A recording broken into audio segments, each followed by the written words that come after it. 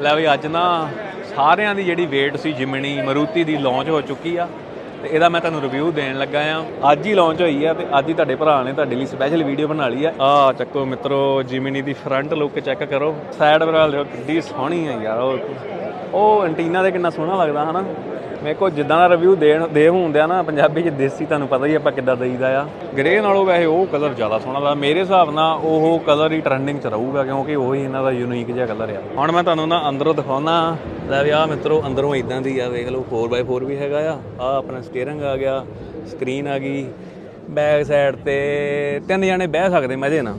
5 seater ਆ ਵੀ okay report ਆ ਗੱਡੀ ਤੇ ਗੇਅਰ ਆ ਜਾਂਦੇ ਆ 5, 6ਵਾਂ ਰਿਵਰਸ। ਸਟੀਅਰਿੰਗ ਵੀਲ ਤੇ ਵੀ ਦਿੱਤੇ ਹੋਏ ਆ ਇਹਨਾਂ ਨੇ ਫੰਕਸ਼ਨ। ਲੁੱਕ ਇਹਨਾਂ ਨੇ ਨਾ 7 ਸੀਟਰ ਦੀ ਦਿੱਤੀ ਆ, ਇਹਦੇ ਕਰਕੇ ਇਦਾਂ ਲੱਗਦੀ ਜਿੱਦਾਂ 7 ਸੀਟਰ ਆ, ਹੈਗੀ ਇਹ 5 ਸੀਟਰ ਹੀ ਆ। ਪਿੱਛੇ ਵਾਧੂ ਥਾਂ ਆ ਯਾਰ, 4 ਬੈਗ ਮਜ਼ੇ ਨਾਲ ਰੱਖੇ ਜਾਣੇ ਆ।